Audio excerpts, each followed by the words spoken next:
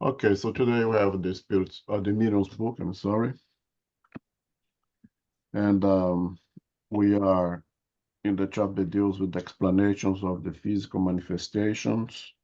There is a Q&A, questions that Kardec placed to the spirit of St. Louis. And St. Louis brings to us here a better understanding of the physical phenomenon. A physical phenomenon that, as we have studied so far, is produced by a medium that we call the physical phenomena, because this medium is able to produce in great quantity a fluid that we call ectoplasm. And this ectoplasm, we can call it bivalent. It has the quality that can be manipulated by spirits. It can be used by spirits to produce the physical phenomena. The mediums who are mediums of physical effects are able to produce these phenomena may or may not be aware of their potentials. They may or may not know that they have this attribute. They may or may not be educated with the doctrine of Spiritism. In the next chapter, we're going to deal with spontaneous manifestations, and that will be more clarified. On last month, we covered up to 19, and question 19, the question of André Luiz on the item 74. And 17 and 18, basically, Kardec asked André Luiz, what is the responsibility of the medium in the whole thing? Can you hear me? Yes. Oh, because I have a son of you was signed out by someone else. Okay. Okay. And basically, Louis explained that, as I said here, and that's why I said, that the medium may produce the ectoplasm that utilized by the spirit. The medium may not be aware of it. And one thing that Judge Andrea says is, afinidade melhora a sintonia, ou affinity augments or increases the symphony. So of course, when the medium has some degree of affinity with the spirits they're utilizing his ectoplasm, and of course, when the medium is aware that he or she is producing it and take a objective participation with his mind or her mind in the phenomena, the likelihood of the phenomena being of a better quality is obvious, right? If we understand, believe, and have a will, the desire of be a part of something, that thing has a tendency to be better.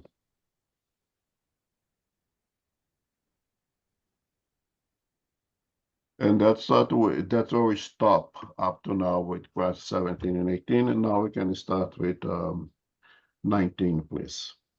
Can I ask you a question? I think you raised the point, made me think. Mm-hmm. So is there, in this type of manifestation, maybe is there, because you said affinity is one of the things between the spirits, right? Do you think that do we know anything about how much the spirit mentor for the medium is involved in those physical phenomena? Like, is there a participation of the mentor or like outside spirits?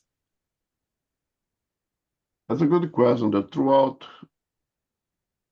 all these readings over here in this book and other books, the the mentor, the spiritual guide, has never been mentioned of the medium. I think we can, or at least I would, believe that the mentor, the spiritual guide, will seek to try to educate that medium of its potential, of its qualities, if possible. Of course, let's say that this medium is living in an area where culturally this kind of phenomenon would be absolutely rejected, or perhaps even would be dangerous to be revealed, place the medium at risk of imprisonment or, I don't know, stoning, whatever. I don't think the spiritual guide would expose that he is subject to those risks. But as in general, let's say in the world that we live today, in the community that we live today, the spiritual guide would try to educate that individual and try to guide this individual morally to be able to vibrate at a higher levels, that when those ectoplasm are produced, they be utilized for a good cause to produce something of good. Okay, but as a good question, and in any readings of mine, I have found the participation of the spiritual guide of the medium in the phenomenon itself. I think when we read André Luiz, especially in the domain of mediumship, right? When they visit mediumship meetings, you always see a larger number of spirits that are protecting spirits involved in the meeting itself, right? When you see those drawings by the image project image that it's very well disseminated, you see always a larger number of protecting spirits related to the communicating spirits, the suffering spirits. So you have to conclude that the influence of the spiritual guides, the spiritual protectors, not specifically the spiritual guide of the medium, the spirit protectors of the whole meeting has a larger influence than we imagine, in my opinion. Yeah, I agree with that, but especially if we think of physical phenomena, especially spontaneous one that happens throughout this world of ours, not necessarily in a mediumship meeting, in a very controlled environment. And that's where I would imagine that there might be some degree of participation of the spiritual guide of that medium, but I haven't never read that it's being mentioned. What is the participation of the spiritual guide in this phenomena? In a controlled environment, in a spirit center, yeah, we would absolutely we are sure that the mentors of the house, the spiritual workers of the house, would be in control of the whole thing. And that's why we do mediumship meetings in a very controlled environment and spiritist meeting. But in regard to phenomena happening everywhere in people's houses, on the streets, what is the participation of the spiritual guide of that medium? I haven't seen being mentioned at all in anything that I read so far. Okay, thank you.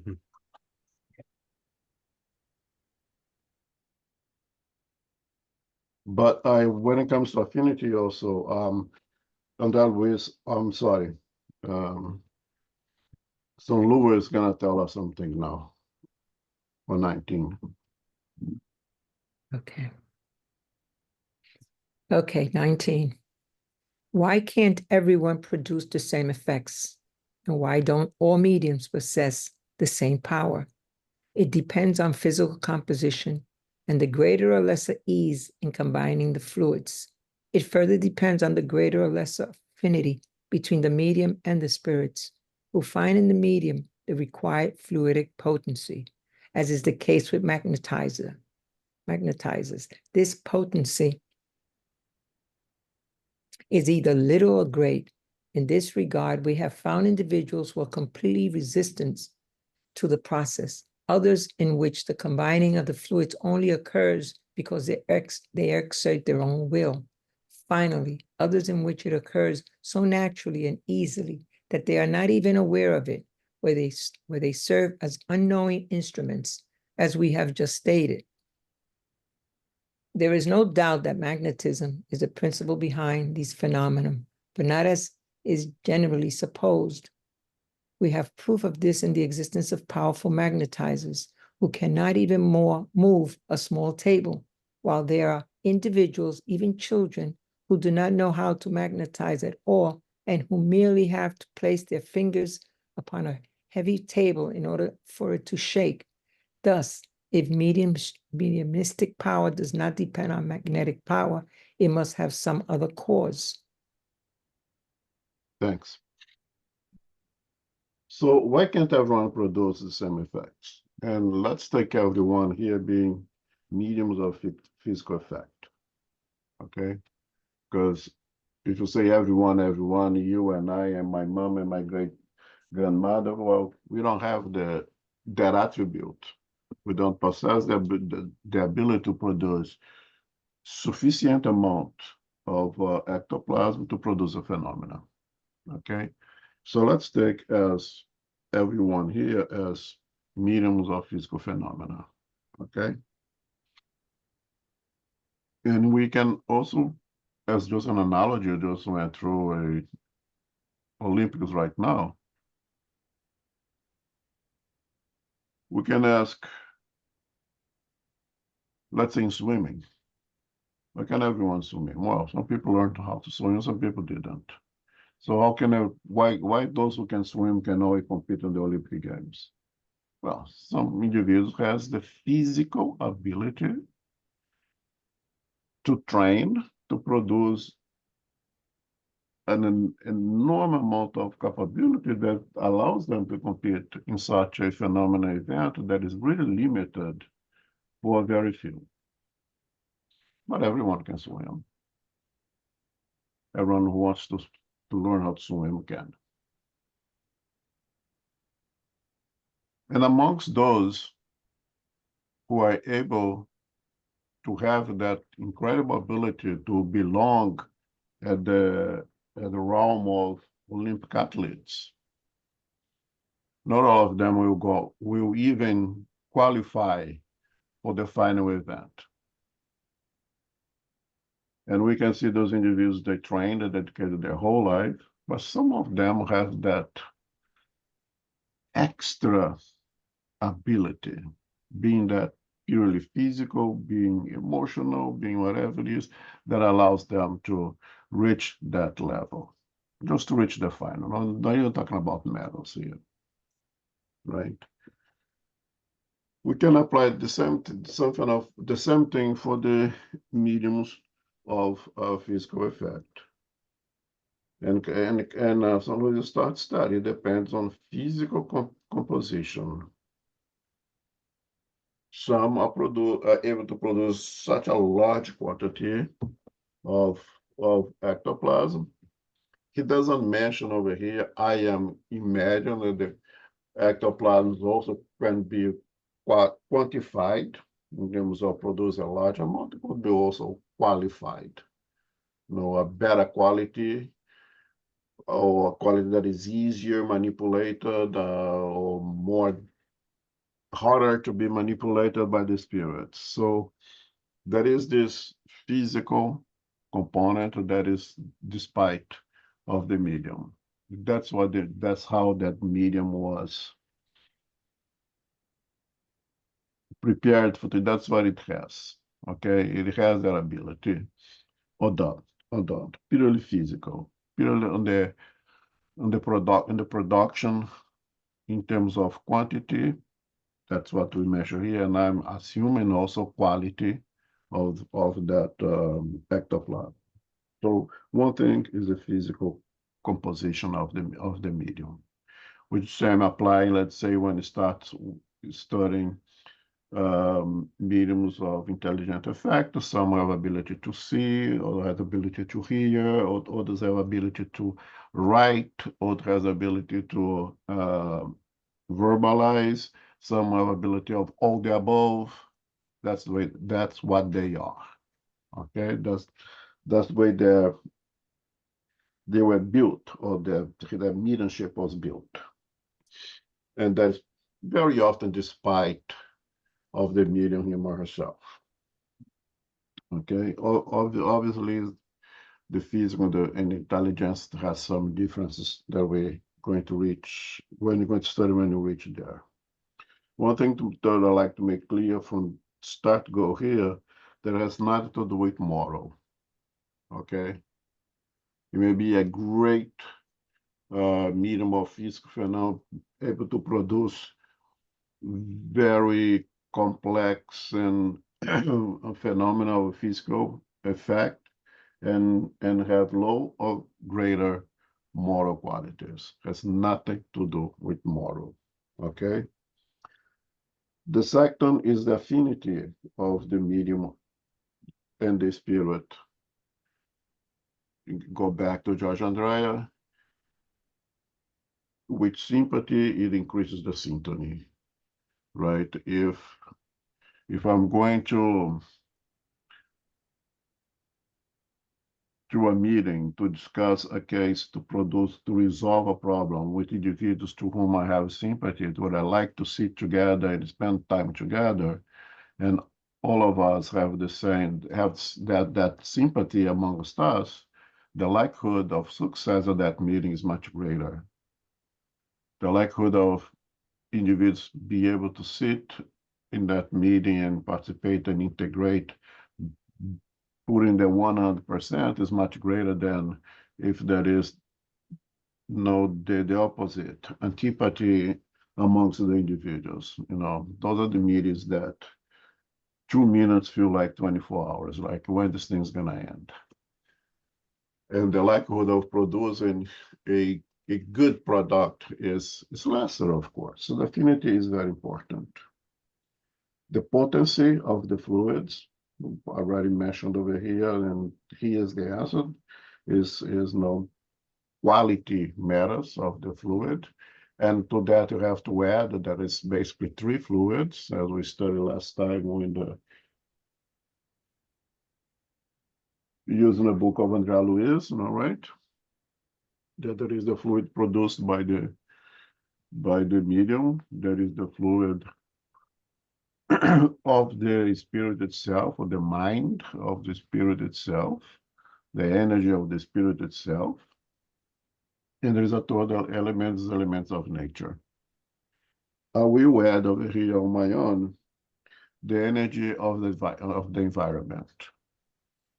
Because we know that for some phenomena, physical phenomena, the quality of the energies in the environment is essential for the success and even for the protection of the medium itself. More complex kind of physical phenomena like spiritual surgeries. So the quality of the energy that prevails in this ambient, that comes from those who are present in that environment, inside of that room. Everyone is there to watch, to participate, to receive help, but the great majority is more interested in the results of the Yankees games, or what's going to happen with that soap opera, or I'm hungry when this thing's going to end. Chances are that the spirit's not going to be able to do a good work, because we contaminate the ambient with our ignorance. And that's what, when Trump said, and with property, that there is tremendous monitoring of the energies in the spiritual center, of what happens in terms of mental energies, that propitiates a better or not so good quality of the products of the work that is done on that day.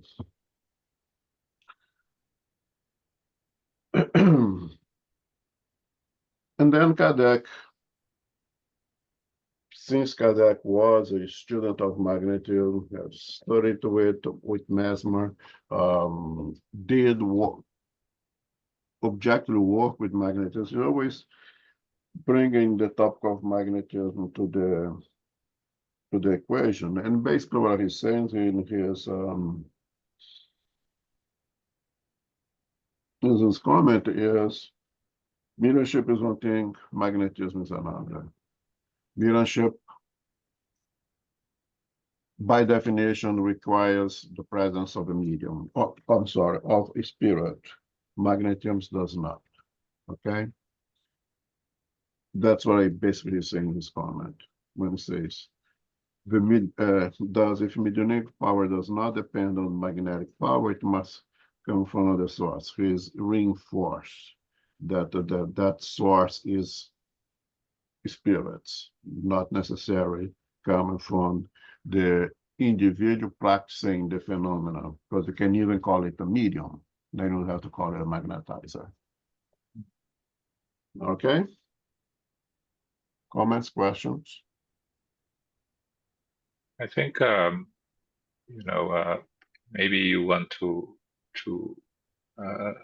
go over exactly what a magnetizer is for those that may not know exactly what's a magnetizer.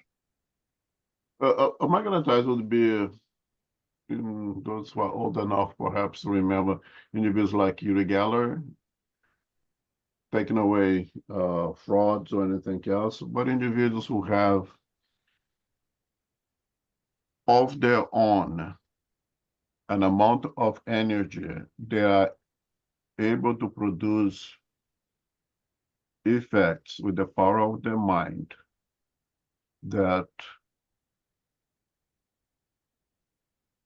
it's outside of the realm of what we would call normal, but it's not abnormal, so we'd call it paranormal. Individuals who demonstrate the ability to attract metals to their body, individuals who have the ability of bending, malleable, of course, metals, malleable to that power of the mind of the individuals, right? Individuals who are able to perform, to assist in the mobilization of fluids in the physical body, and therefore they can improve their health or even process cures by manipulation of fluids, electromagnetic fluids that we have in our bodies. They are able to manipulate that objectively to produce improvement of health or even cure that has been documented. Those individuals will have that extra power of the mind. The word magnetism over here, we have to be careful not think they're talking about a magnetic as in like a magnet, okay? But having electromagnetic energies or being able to manipulate with their mind electromagnetic energies to produce many effects without the participation of an spirit. They do with their own power, okay? We can argue that, but there's always participation of spirit. I believe there's always participation of spirit, but not necessarily to produce the effects that we observe with our eyes and see individuals receiving cure, and we see things happening like bending of a fork, or there is does not require the participation of an spirit. If there is a participation of the spirit, then we're gonna call it mediumship, and not gonna call this individual magnetized, gonna call mediums of physical phenomena.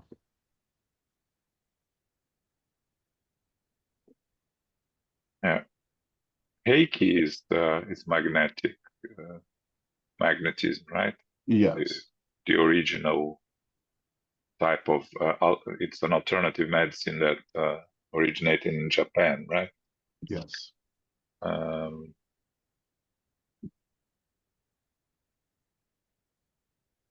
yeah, which they define as a universal energy, which is interesting. But yeah,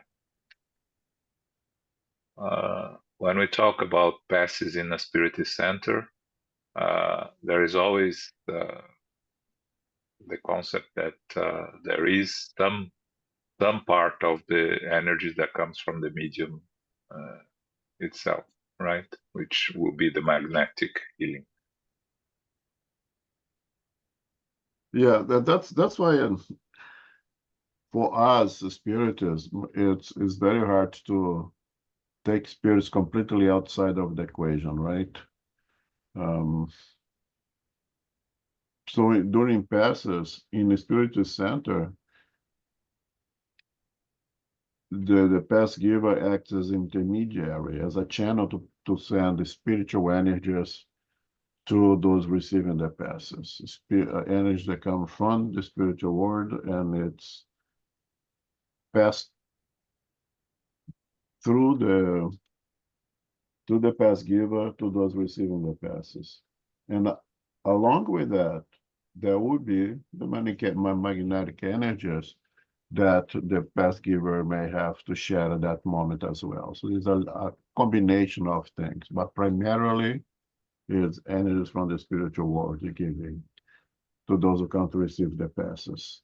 When we speak of magnetism, we speak in the opposite way. The energies that come from those giving the treatment, and for us, or personally myself, there will be a small component also of things that come from the spiritual world, because I believe that in everything that we do, there is a spiritual component to it. But that's what I believe. And, okay, I want to make that clear.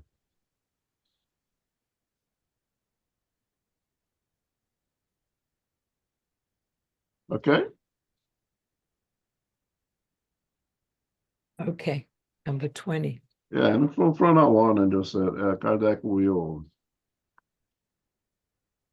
reinforce that concept of separating the two things over here, basically the next few questions.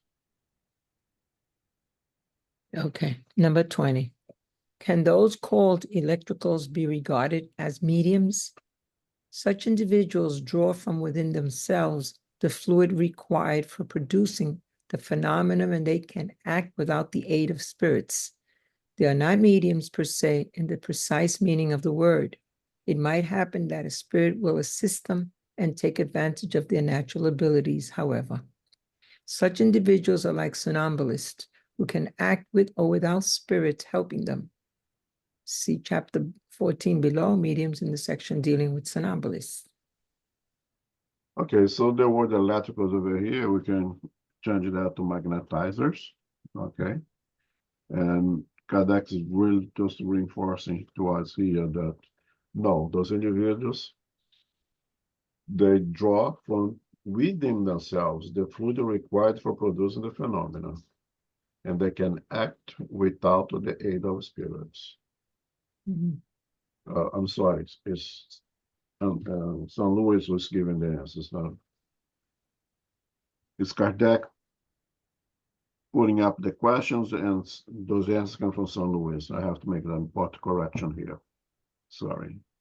Now, and St. Louis brings us the case that I just spoke, that in this process may or may not have the participation of spirits, in some cases to a small degree. Point is, a magnetized may be a medium or may not be a medium. And a medium may be a magnetizer. One thing does not exclude the other, okay? So there may be a little bit of a component on both things, but if you want to be precise in the science here, no, a magnetizer does not need the spirits. The magnetize produce from him or herself the necessary fluids to produce the phenomenon. Okay. And then we're gonna deal with somnambulistas when I get to it. I'll leave that nightmare for when I get there. Yeah, just a somnambulist is an altered state of conscience, is a trance that the medium, the person leaves its physical body and interacts with the spiritual world. That's why it says it can act with or without spirits helping them. Just a side note. All right, any questions here?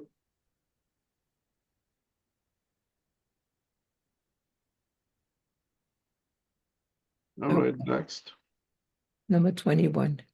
When they act upon solid objects, do spirits penetrate their substance or do they remain outside it? They do both. We have already stated that matter is no obstacle to spirits, can penetrate anything. A portion of their perispirit identifies itself, so to speak, with the object it penetrates. And so one thing that we know that solid is not really solid, right? Our sensor has demonstrated that was already the most solid object that we have, perhaps is still kind of porous, right? Some more than others, some less than others, right? Some more compact, some less compact. Science has explained that to us. We don't have problem with that anymore. But for the spirits, for us as in the spiritual world, all the things that we see as solid are a lot more porous than what we can see over here in the physical world. So they can penetrate, they can input the fluids deep into what we see as solid matter. If you get, let's say, a clay brick, weight that clay brick, it may weigh, I don't know, half a kilo. You put it in a bucket of water and let's stay in a bucket of water for a couple of hours. Take care of that clay brick, dry the surface and weight it again, it is gonna weigh more, right? It's not a half kilo anymore, now it's gonna be 3/4 of a kilo. Which demonstrated that water was able to penetrate that. How do I know? Because it's heavier now, and I clean and I dry up the surface. The surface of the brick is completely dry, but it's heavier. Water penetrate that. So what appears to be to us solid and impenetrable to water, in reality, it soaks in some water. If you multiply the porosity of that brick by, X, whatever it is, that is how it would be, the spirit would see that in the spiritual world, and could allow its fluid to impregnate that solid object the same way that water impregnated that brick. And so much so, since that fluid is directly connected to the spirit, we could say that the spirit penetrate the solid matter, okay? Because there is that direct connection of the fluids from the spirit, now impregnating that solid object. And you may say the spirit penetrates solid matter. Okay, this is just simple science. Next, or questions?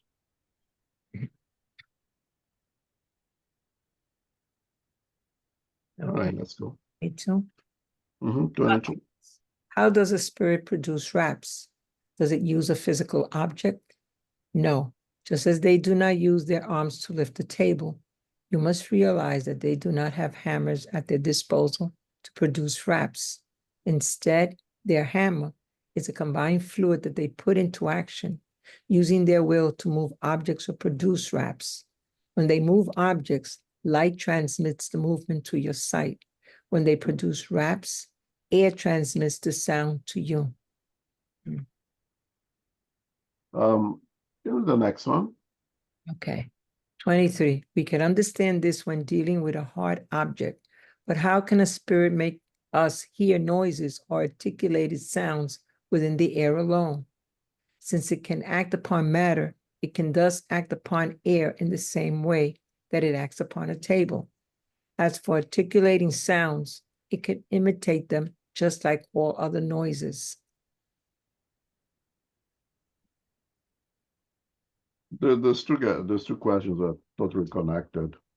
And we know by now that when there's a phenomenon of levitating of a table or moving and making a table moving from point A to point B objectively, that the spirits are not there. Each one, four spirits, each one holding the leg of the table and to lifting that they do not require muscle power to lift up a table. They do that with the power of the mind, their fluid, in association with the fluid for the medium, the ectoplasm, plus the energies from the environment. And they are able to do that. There is not required a muscle power, mechanical power to lift that table. And the same thing would happen, it happens with the production of sounds. And it's primarily the manipulation of air.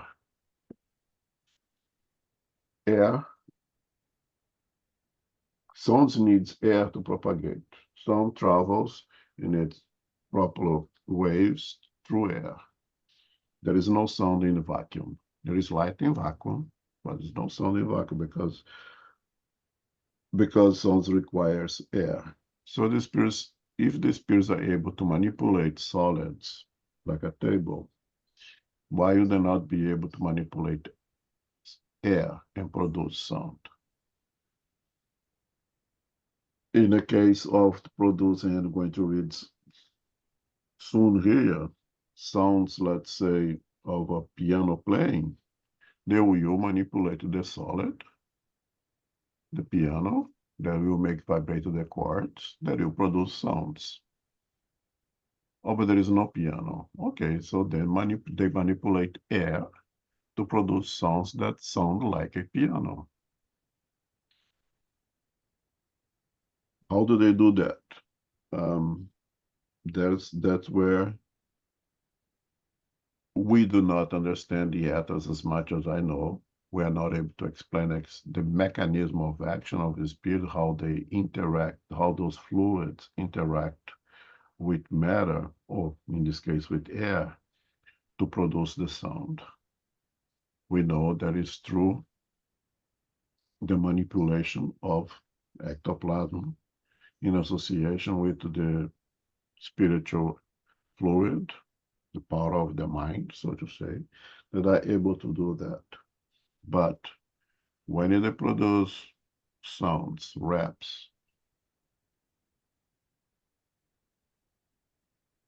they are not using, let's say, a hammer that was used. They are not knocking with their hand something. They are able to produce the sound utilizing fluid. They're able to produce sound manipulating air that comes to us with its normal wavelength, is a physical phenomena, and we hear the same way that we hear anything else. A deaf individual would not hear it because it's a physical phenomena and it works in our physical senses.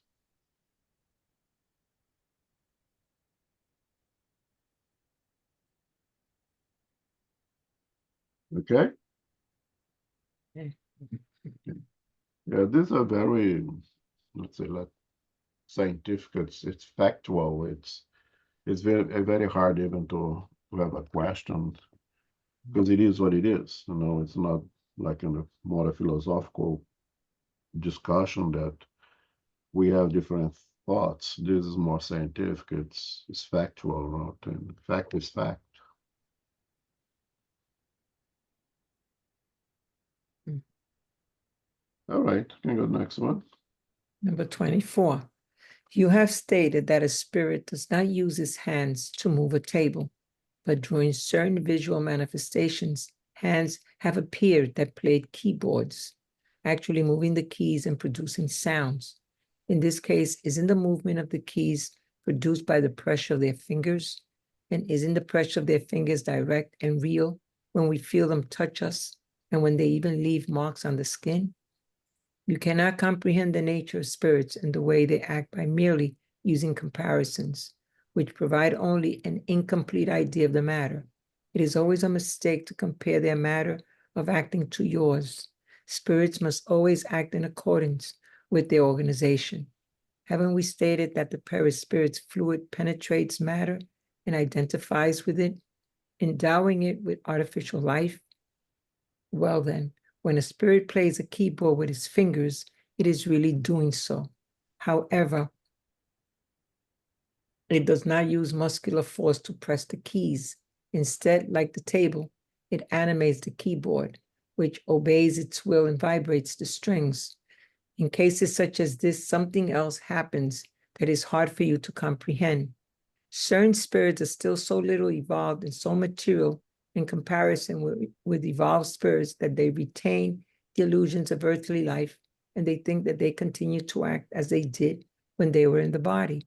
They do not perceive the true cause of the effects they produce, as a commoner does not understand the theory behind the sounds he or she pronounces. If you ask such spirits how they can play the piano, they will say that they use their fingers since that is what they believe. They produce the effect instinctively without even knowing how. Nonetheless, they actually produce it by their will. Whenever they speak or make themselves heard, it is the same thing. Thus, we can understand that spirits can produce all the effects we ourselves can, but by means in keeping with their organization. They possess certain inner forces that replace our muscles, just as persons who cannot speak sign with their hands. I think this question answer perhaps is not the only, but it's the most important discussion that you have that we're gonna have here today. I think this is paramount that we are comfortable with the answer of San Luis for this question. We just think it's a brilliant question. And Kazakh basically asked, well, you're telling me that the spirit does not have to touch the piano to make the piano play. They does not have to put their hands on the keys of the piano to make and press it down to make the piano play, the chords to vibrate and produce the sounds that we hear. But we had seen spirits sitting at the piano playing, and I had seen just hands depressing the keys on the piano. How do I explain that? And the first answer from San Luis, perhaps the most important, is we need to exercise some degree of humility and understand our limitations, that you're not able to comprehend everything right now. And we will not comprehend everything right now. And you need to be patient and continue to work until you develop enough progress to be able to get into greater depth of understanding of how this whole thing works. Most of the explanations given to us using analogies, and it's important that we use analogies. And I say most of our learning comes from analogy. I always say that we need to have something that is comfortable for us, that use that to go to understand something that is still unknown to us. right?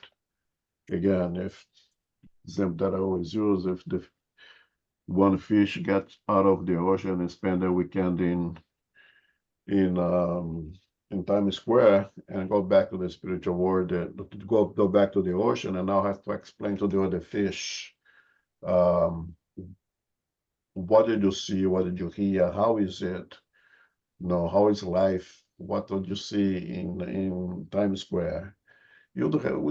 How that fish would be able to explain. Would I have to make analogies with things that pertain to the ocean that they know, right? Also, they have buildings and maybe they compare their buildings with the coral reef, they have these and that. It's the only way, right? For a fish to understand a building, a bridge, a car, you have to have something that you can make an analogy. So we do that all the time, but those are very imperfect. If a blind person from birth comes to you and asks, I want to understand the difference between light and dark blue, how are you going to explain it? You know they're not going to be able to explain with the kind of precision that you would like. But you can use some degree you can use an analogy, give an idea. Okay, blue is color, and you don't understand the color, but light to dark blue, let's imagine, let's say, warmth. If you put your hand in room temp water, and then we bring that, put your hand in a little more warm water, and put your hand in a little hotter water, you feel the difference of one being less hot and the other one being more hot, right? So the comparison with light blue and dark blue is that the light blue is like the warm water, and the dark blue would be the hotter water in degree of intensity of the color, the same way intensity of the heat in that water. It's the best that you can do. Or you can make sound. You touch the keyboard of the piano and very gently and produce a very light sound of the same note, of course. And then you bang on that note as hard as you can and produce very loud. And you see this is light sound when it's touched gently, and this is a deep sound is when I touch this keyboard very hard. It's the best that we can do. The spirits has that hardship to explain things to us that it's hard, that you don't have something that you can use to create a better analogy. So they give to us what they can. The same way that we explain intensity of color to a blind person the best way that we can, but it's not gonna be that good. That it's extremely imperfect. But it's the best that we can do right now. It's not because they don't have better means, it's because we don't have better means. We that did not develop enough intellectual, perhaps even moral skills to understand bigger concepts. Okay, so to start with, when we say you cannot comprehend the nature of spirits and the way they act by merely use comparisons. This is extremely important, something that we need to be humbled about it. We will develop that skill eventually, perhaps. But right now, they're giving us what we can handle, and it's far from the perfection they can explain it to us.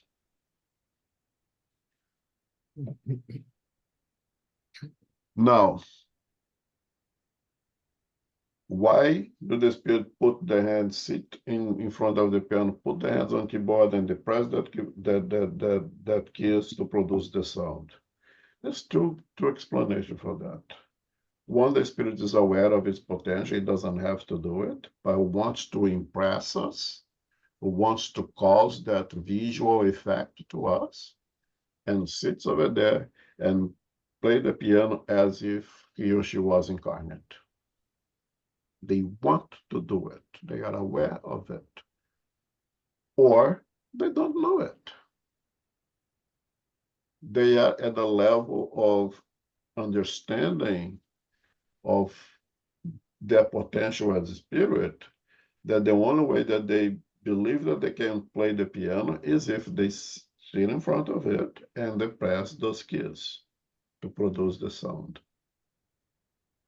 They are not aware that they are able to produce the sounds with the power of the fluids of their minds in association with the ectoplasm. They do not know it. They just don't know it. We suggest that we have that when you do the gospel at home, to even if you do by ourselves alone, that you read the passage out loud, and if you're going to make any comments, that you make those comments out loud. Because unfortunately, there are spirits who come to participate, to listen to those messages that have not understand telepathy, that they are able to receive and to project their thoughts, the messages, without using the mouth, without verbalizing. So to help those spirits, you speak out loud.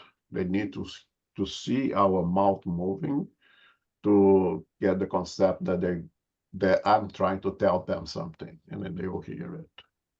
But we know that that's not necessary. So it's very simple, right? One, they can explain to us as much as they can, but it's far from perfection yet. Two, they want to impress us the same way that when we speak the gospel at home out loud, we want to impress, we want to call the attention of those spirits. Okay? Or true, that spirit who is playing that piano does not understand that he doesn't need to put his very spiritual hands and the press on those keyboards. They actually believe that they are using muscle power when they are using, in reality, energy from their own minds. Now, this to me is very important. I want to make sure that everybody understands. Has any questions regarding that?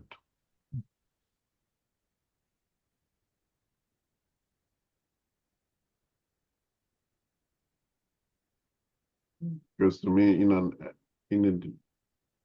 the understanding of spiritism, understanding of its phenomena, this is really the only thing that I think it's precious through all the stories that we're doing today.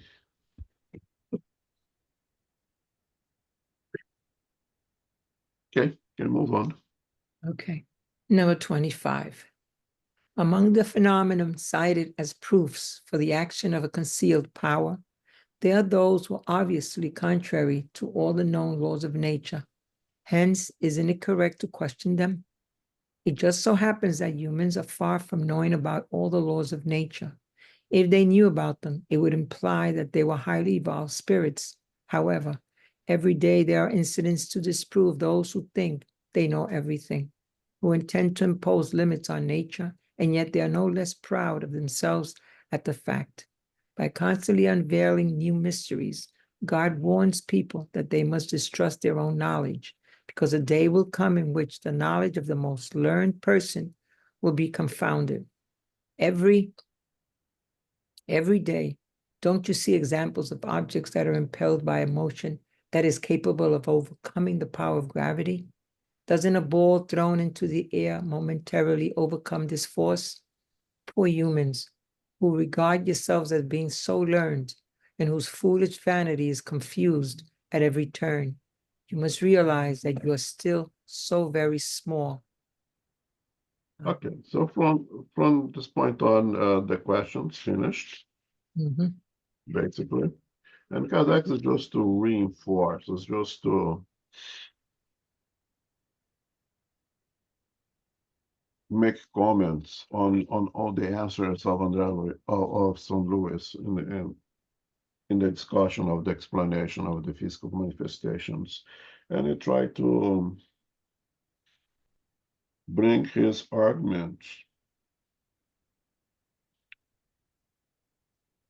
of why this is the absolutely truth, and it's all in accordance with our sciences. And when it comes all in accordance to our sciences, this question is extremely important. That among the phenomena cited as proof of action of concealed power, there are those who are obviously contrary to all the known laws of nature. Hence, isn't correct to question them. First of all, yes, it's correct to question everything. It's correct to question the existence of God. It's correct to question if Jesus really exists, if he was a really good guy or a bad guy. Everything is good to question. And it's important that we seek for answers without bias, without prejudices, and we're going to reach the conclusion that the God exists. We're going to reach the conclusion that Jesus did exist, and Jesus was a pretty good guy, if not by, as we understand, not only the pretty good guy, but the best guy that ever come to this planet, right? But yes, question, please question everything. I think if one thing that the doctrine asks from us is questions, and Jesus, ask, and you receive the answer, right? Seek and you find. So yes, question. There's no question about that. Now it says over here, there are those who are obviously contrary to all the known laws of nature. And in the answer, often there really says, and do you think that you know all the laws of nature? And Kardec was humble. He says the known laws. He didn't say all the laws. He says all the known laws at that time. From that time to now, there is quite a few of the laws, or quite a few understand of how nature works. We have conquered a lot more, right? But at that time, and even to this time today, there's a lot of laws that we do not understand, that we do not know. And the answer from St. Louis is exactly that. You're going to have that humility to understand that, first of all, you guys don't know everything. And second, that you guys have reached some erroneous conclusions.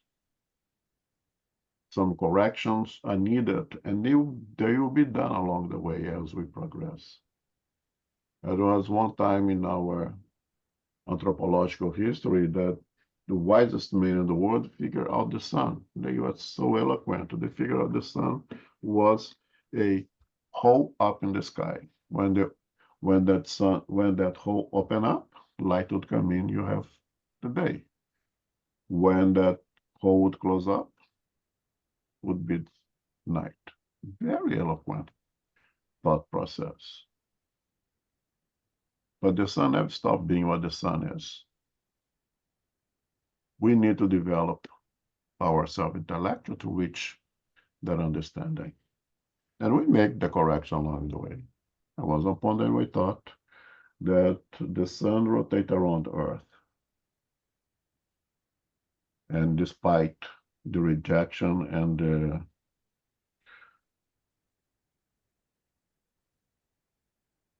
the difficulty of some groups to accept intellectual progress, now there is no one doubting that's the other way around. Have to make that corrections.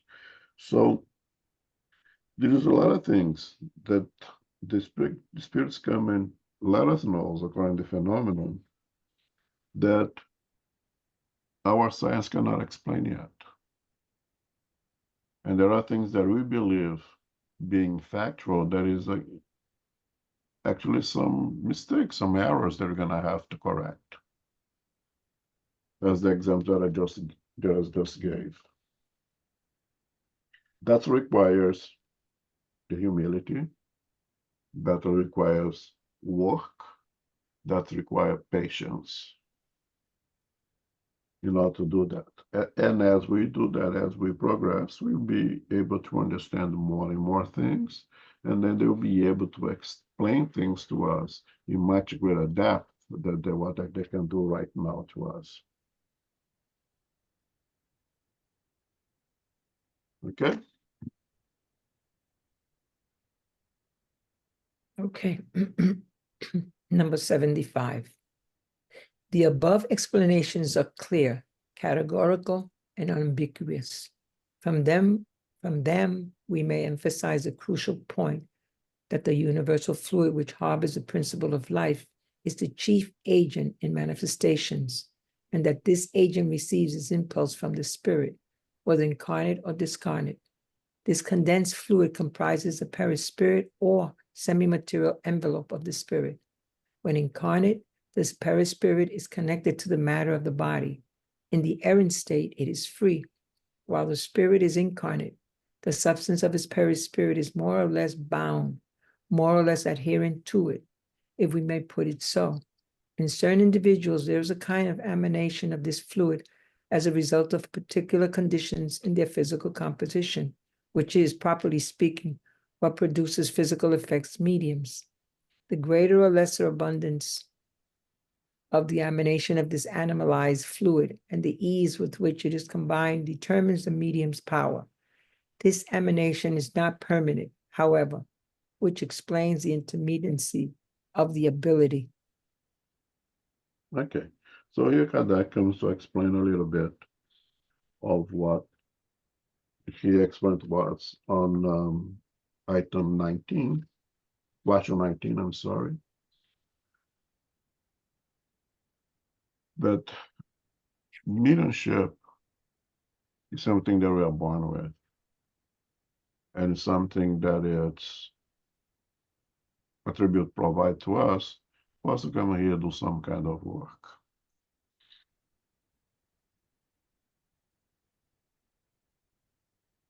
It has this physical component that is required for the exercise of mediumship, being physical or intelligent phenomena.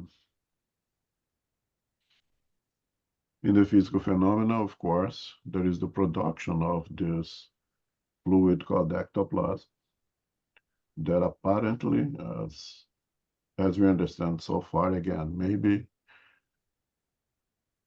we're going to figure out later on that it's not exactly the way we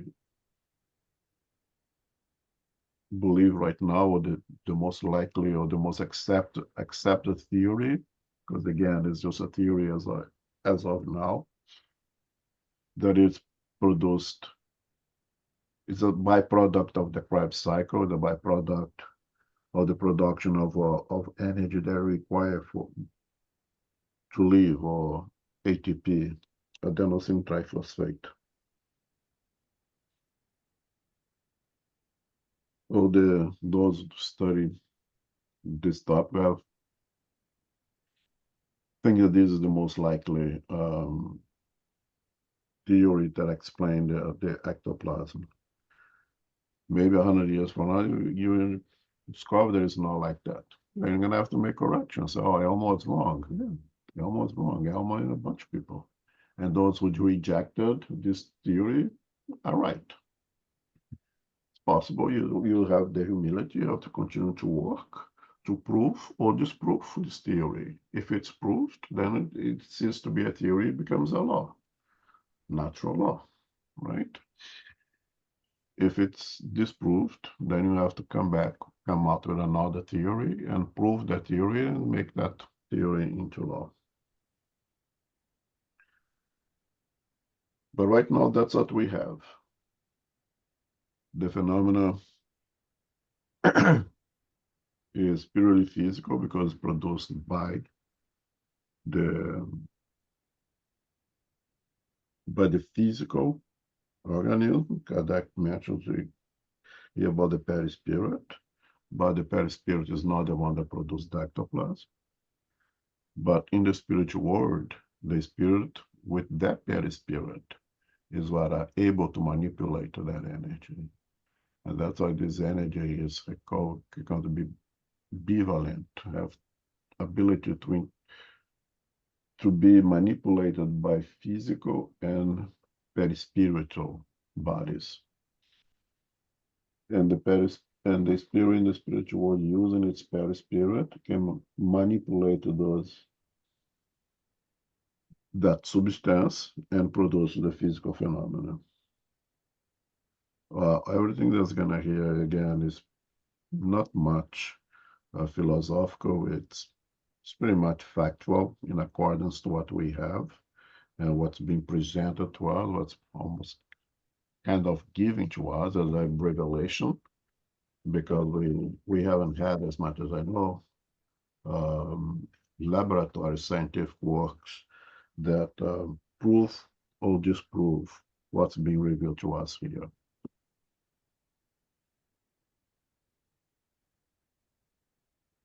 Okay.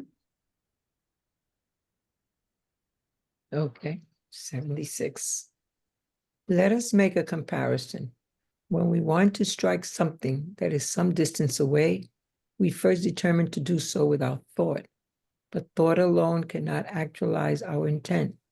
We need an intermediary, which our thought will direct: a stick, a projectile, a blast of air, etc. Note further that our thought cannot act directly upon the stick, for if we do not touch it, it will not act by itself. Our thought, which is a spirit itself incarnated in our body, is united to the body by the perispirit and cannot act upon the body without it. In the same way that it cannot act upon the stick without the help of the body, therefore, the spirit acts upon the perispirit, which is the substance with which it has the most affinity. Then the perispirit acts upon the muscles, which in turn enable the hand to pick up the stick and the stick to strike the target. When the spirit is not incarnate, it requires an instrument, the fluid that aids it in making the object carry out the impulse of its will. Okay. So here again, Kardec just reinforce is almost like a synthesis of the whole chapter here, explaining how the fifth phenomenon happens.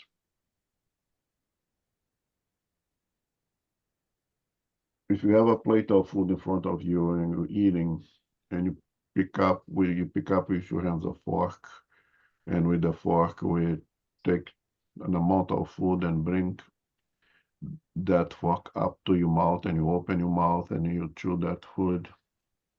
There is an intelligence behind that is commanding all this.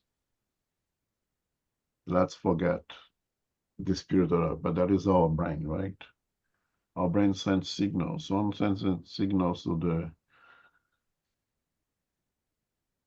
to us, and there is time to eat.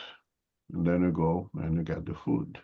And then the brain will send signals that comes from the brain, because the brain cannot feed. The brain wants glucose.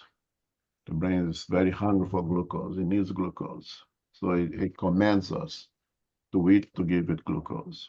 But the brain itself cannot get glucose itself. You need somebody to do the work, to bring glucose to it. So it sends signals that comes from that brain, goes down through my spinal cord and then around my neck. Those electromagnetic impulses comes out of the nerve system and hold a fork, and then that fork and then the electromagnetic signals makes my arm bring the food up to my mouth and open my mouth. It's all, there is a complex intelligent thinking happening, and all of that's to bring glucose to the brain. Now, if we put the spirit replacing the brain, the spirit is the thinking being. The spirit is one who has desires. The brain is the spirit is one who wants to accomplish something or not, right? But the spirit cannot do anything by itself. It's like the brain. It has no arms, has no legs, has no mouth. The brain, the spirit wants to accomplish something. it needs instruments to accomplish it, the same way that the brain needs instruments to bring glucose to it. So the spirit will use the closest instrument it has, the perispirit. It will project its intention to the perispirit, its wants to the perispirit. The perispirit, in turn, when we are incarnate, does not have the ability to interact with very dense matter, but it has an ability to interact with the physical body. So it sends commands to the physical body, and the physical body will then perform whatever is a desire of the spirit. I want to walk to the beach right now. Who wants to do the walk is I spirit, not I physical body, not I brain. But I have to use that physical body as the instrument that takes me to take a walk, do a walk at the beach right now. In the spiritual world, when I don't have a physical body, where I don't have this dense instrument to perform the will of the spirit, I have to use something else. I have a perispirit. I'm always going to have a perispirit. I spirit, always going to have a perispirit. But that perispirit no longer have the physical body to interact with more dense things. It needs something that replaces that physical body to interact with dense matter. That replacement of the physical body would be the ectoplasm. Will be the substance that it can use to animalize dense objects and make them obey to my desire, I spirit. So I can animalize the keys of the piano, and with my knowledge of music, I know how to play the piano, because if I don't, I can't play the piano, right? As an spirit, and I can make those those keys press and depress, and make those chords vibrate and play music. It all comes from my desire as a spirit, my intention as a spirit. Use the instruments that I have available to me. Always going to have a perispirit. And that spirit, that perispirit, can interact with that substance that we call ectoplasm to fulfill the desire, the intention, the will of the spirit. In that particular case, to play the piano.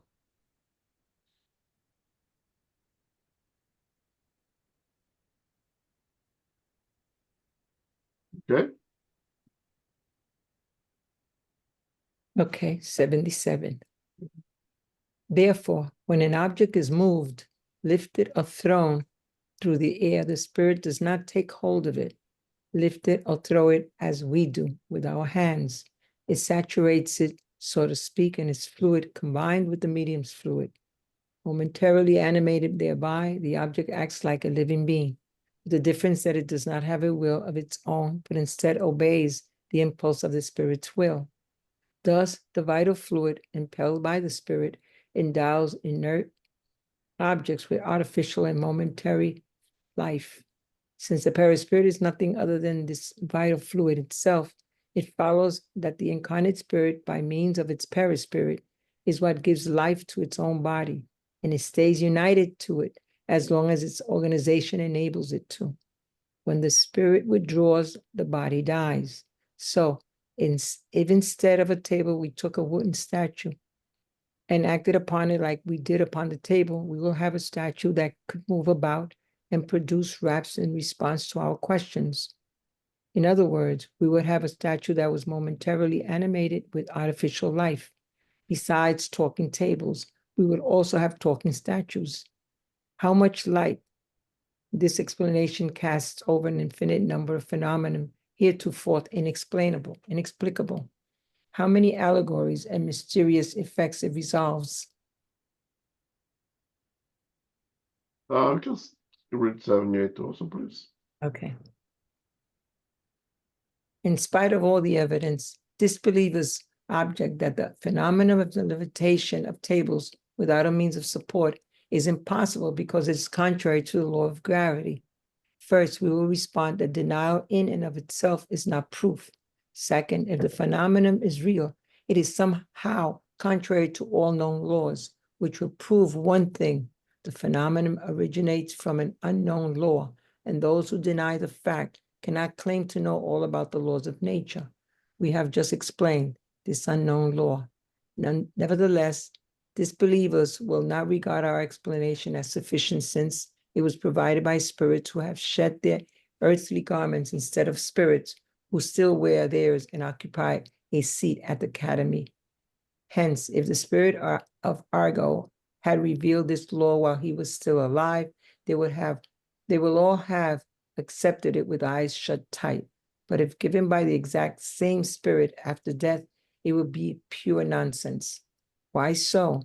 Because they believe that since Argo is dead, then everything he believed is dead forever. We have no intention of dissuading them. Nevertheless, since this objection might trouble certain persons, we will try to respond to them from their very own point of view. That is, we will momentarily set aside the artificial life explanation. Okay. Okay. Again, it's very hard to comment everything here because I just feel that I'm going to repeat everything that I have said so far. What Kardec's doing here is exactly repeating everything that was done yet, to just reinforcing the explanation for how the physical phenomenon happens. The comment over here in the paragraph, does vital fluid impelled by the spirit, I would replace vital fluid with ectoplasm, and I read that many times to come to that conclusion. Well, I believe that what Kardec's calling vital fluid here is ectoplasm. I don't know if it's a mistake. I don't know if the original is vital fluid, but as much as I try to keep vital fluid over here, to me, it's just saying ectoplasm. Here again, reinforce what I said, the spirit saturates the solid dense matter with this ectoplasm, combine that ectoplasm with his or her own fluid, and this fluid is a part, so to say, of the spirit itself that obeys the command of the spirit, the same way that my arms and fingers obey the commands of my brain. And since now it's so integrated now with the fluid that I just saturated with that instrument that I want to use, again, the piano, saturated the piano keys with ectoplasm. I combine my fluids with those fluids, and I can make those keys to obey my command as if it was alive, temporarily alive. And that's the way that I'm, as an spirit, I can play the piano. And on 78, Kardec said, well, here's the evidence. Here is how it works. Now, the believers will continue disbelieving. The disbelievers will say that if I cannot see it, it's not there. The believer will say that it defies law of gravity. Perhaps one of the most complex laws that up to now, if you go ask the true physicists of the dead, they say there's a big challenge to fully understand gravity yet. So it's very easy for us, for disbelievers to say, it defies laws of gravity, you don't understand. Well, we don't even understand gravity yet. We still have developed skills to understand gravity a whole lot better. So we need to have that humility to know that we don't know everything, to know that thing happens despite our ignorance. Okay. If I believe that the sun is a hole in the sky, the sun doesn't stop being a sun because of it. Nothing changes because of my ignorance. And the explanation of this phenomenon is here, it's given. But it's not for everyone to have the lucidity, the clarity, the humility that's required to accept. It is absolutely reasonable. There's tremendous reason on it, but not everyone will be able to get out of their box to accept something that is new for them. And again, it's not contrary to laws. There is nothing that happens that is contrary. If it happens, it has to be in accordance to laws. The problem is you don't know what the laws yet. And even the laws that we know a percentage of it. We don't know everything yet. I'm going to read 79 and 80 together, and so we can close this. This doesn't amount to much for us anyway. Okay. Okay, 79. When one creates a vacuum in a bell glass by using a vacuum pump, the bell glass sticks to the base and it is impossible to unstick the glass because of the air pressure holding it down. If air is put back into it, the bell glass is easy to unstick because the air pressure has been restored to equilibrium. And if it is left to itself, it will remain on the plate due to the law of gravity. However, if the air pressure inside the bell glass becomes greater than the air on the outside, the glass will rise in spite of gravity. If a rapid and forceful current of air is employed, the glass will remain suspended in the air without any visible means of support, like what happens with those dolls that spin upon the sprays of a water fountain. So why wouldn't the universal fluid, the basic element of all matter, accumulated around the table, not have the ability to increase or decrease the table's specific relative weight, just like the air does with the bell glass or hydrogen does with balloons, without derogating from the law of gravity? Do you know about all the properties and the full power of this fluid? No. Well then, do not deny a fact simply because you cannot explain it. 80. Let us return to the explanation of how a table moves.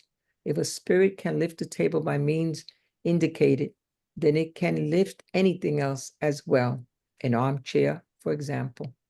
And if it can lift an armchair, it can also lift it with a person sitting in it if it uses enough force.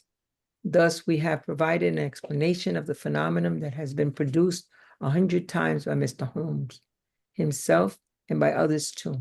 He repeated it on a recent trip to London, and in order to prove to his audience that they were not victims of an optical illusion, he made a mark on the ceiling with a pencil and also allowed them to pass beneath the chair. Everyone knows that Mr. Holmes is a powerful physical effects medium. In this instant, he was both the efficient cause and the levitated object itself. Okay, so it's two topics basically Kazakh telling us that the proofs are there, that our science, very limited science, bring plenty of evidence to us of things that happening that even would defy some kind of logic, but is absolutely reasonable in accordance with the laws itself. Okay, differentiate logic from reasoning here. And you use many examples, like the vacuum in a bell glass and the levitation, everything. It brings over the explanation of the phenomena produced by levitation of Mr. Home and everything else.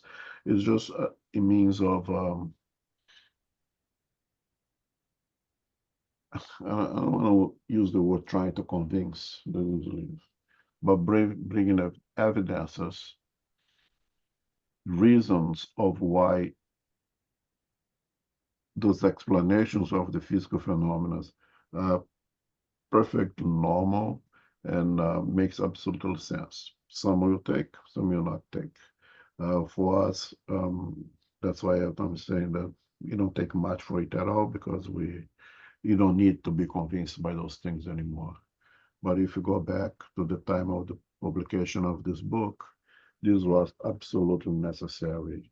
But I think for us, we don't have much to take from this anymore. Comments, questions? Our time is up. Okay, so next Sunday, it's the last Sunday of the month, so we will have our Q&A session. Please bring your questions. Okay.